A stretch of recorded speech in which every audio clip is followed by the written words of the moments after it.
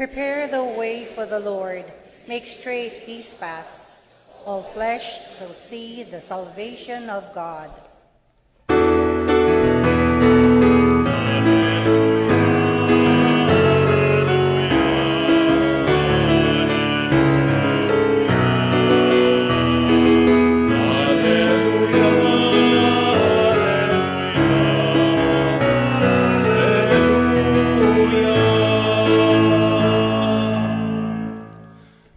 Sisters and brothers, the Lord be with you. And with your spirit. A reading from the Holy Gospel according to Matthew.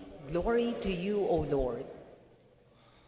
John the Baptist appeared, preaching in the desert of Judea, and saying, "Repent, for the kingdom of heaven is at hand." It was of him that the prophet Isaiah had spoken when he said, "A voice of one crying in the desert, prepare the way of the Lord, make straight his paths." John wore clothing made of camel's hair and had a leather belt around his waist. His food was locust and wild honey. At that time, Jerusalem, all Judea, and the whole region around the Jordan were going out to him and were being baptized by him in the Jordan River, as they acknowledged their sins. When he saw many of the scribes and the Sadducees and Pharisees coming to his baptism, he said to them, "You brood of vipers, who warn you to flee from the coming wrath?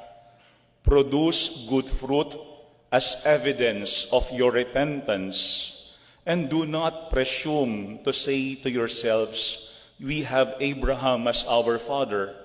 For I tell you, God can raise up children to Abraham from these stones. Even now, the axe lies at the root of the trees. Therefore, every tree that does not bear good fruit will be cut down and thrown into the fire. I am baptizing you with water for repentance, but the one who is coming after me is mightier than I. I am not worthy to carry his sandals. He will baptize you with the Holy Spirit and fire. His winnowing fan is in his hand. He will clear his threshing floor and gather his wheat into his barn.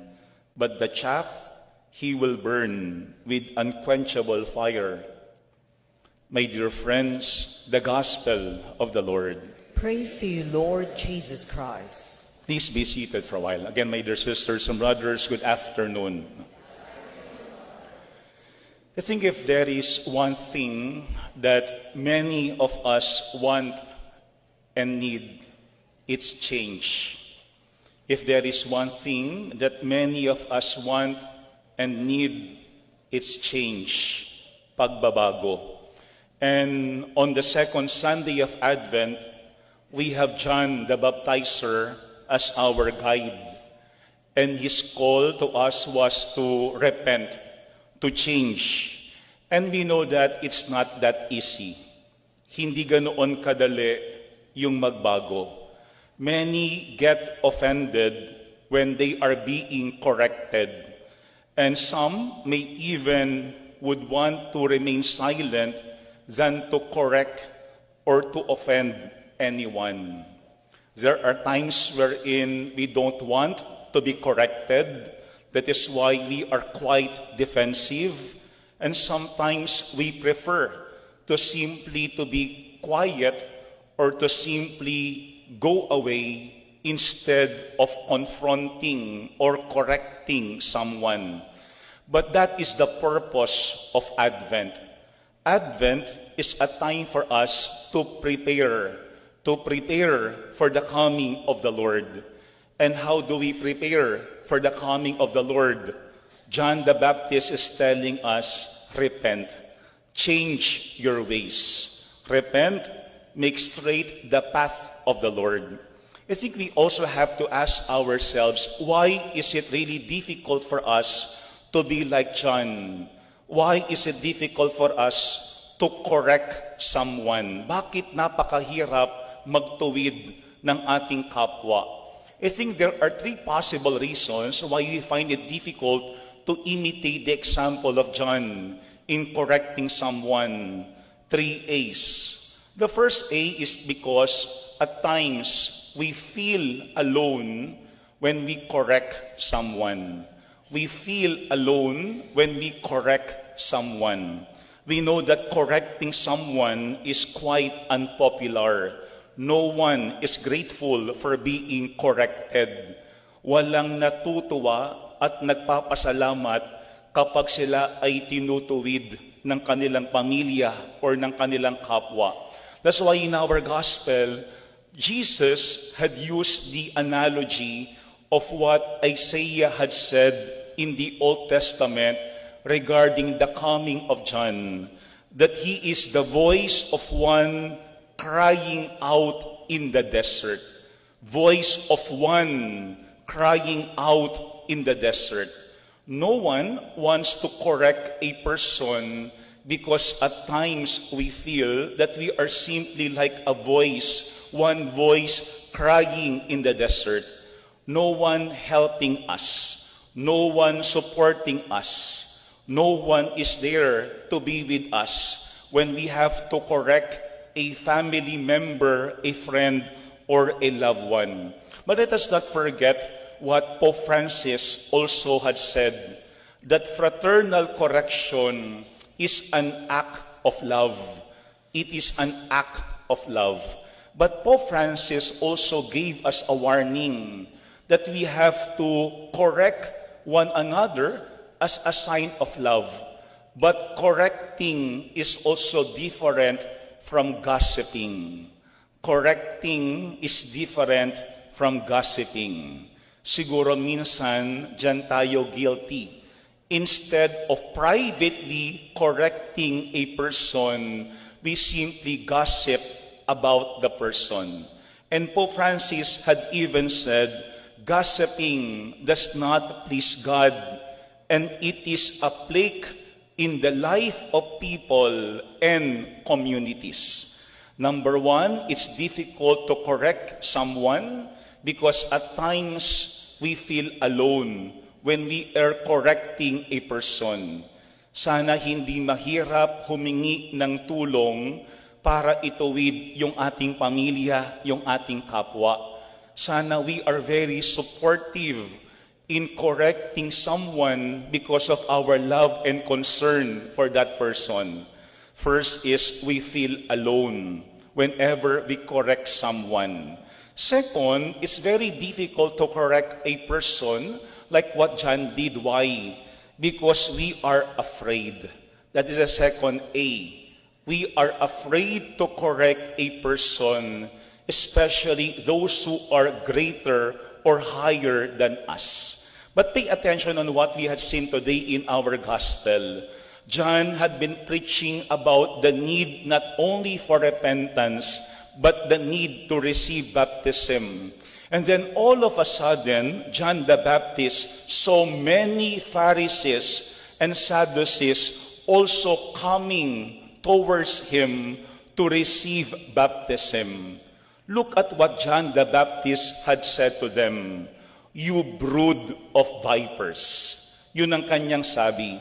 You brood of vipers, who warn you to flee from the coming wrath. He did not sugarcoat that correction. Talagang directly, he said to these people in authority, you brood of vipers who warn you to flee from the coming wrath. I think sometimes we find it difficult to correct someone higher than us because we are afraid. We are afraid because that person is powerful, because that person is quite influential, because that person has authority. But let us not forget also that any one of us could commit mistakes. Then, any one of us could also correct one another.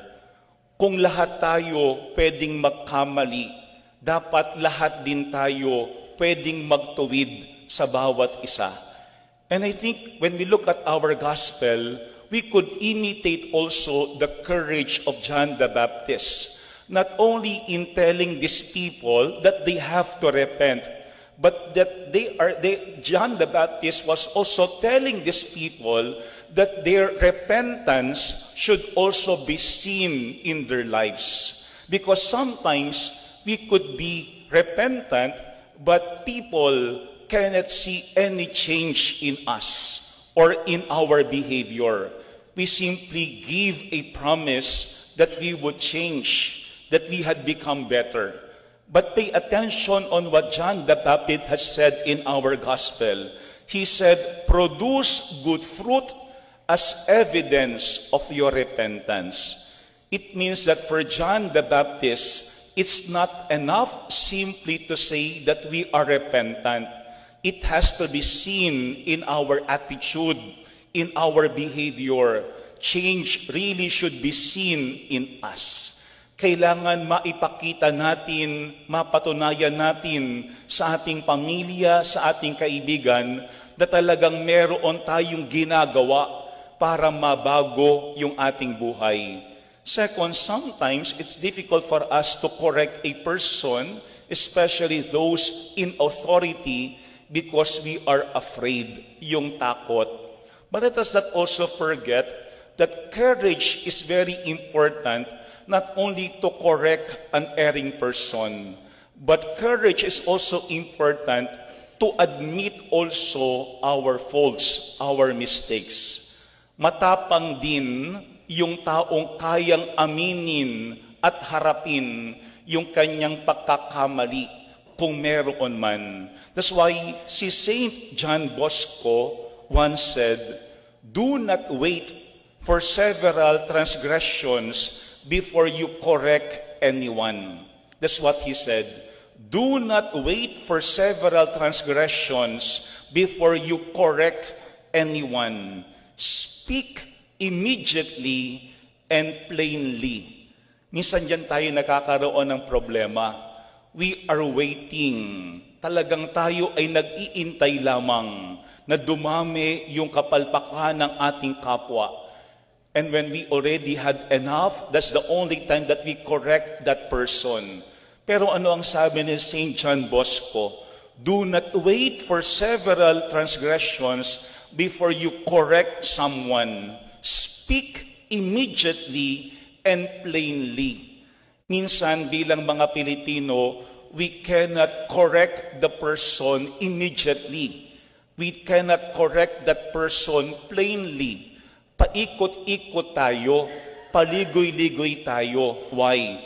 Because we do not want to offend that person. Pero ano ang sabi ni St. John Bosco? Praise those who mend their ways and encourage the slothful. Purihin mo rin yung mga taong nagbabago ng buhay.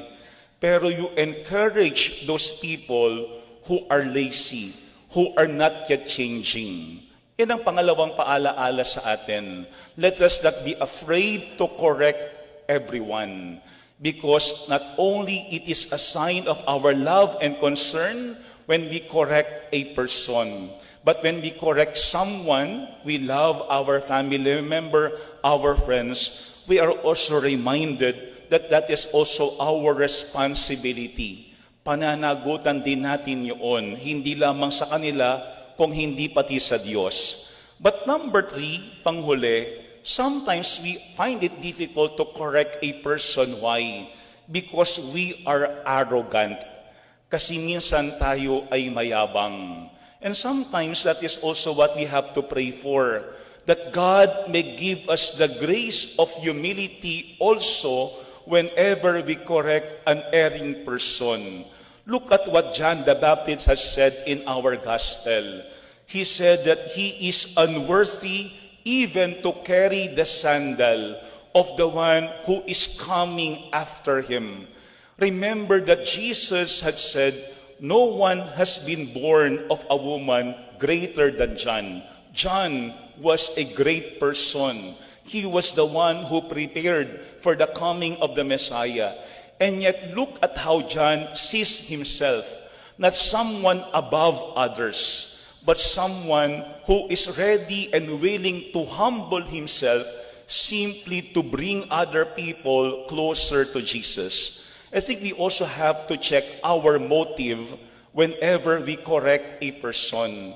We correct someone not because we are better than them, not because we are holier than them. We correct someone, why? Because we know that like them, we also need to be corrected, to be reminded. Yan ang pangatlong paalaala sa atin.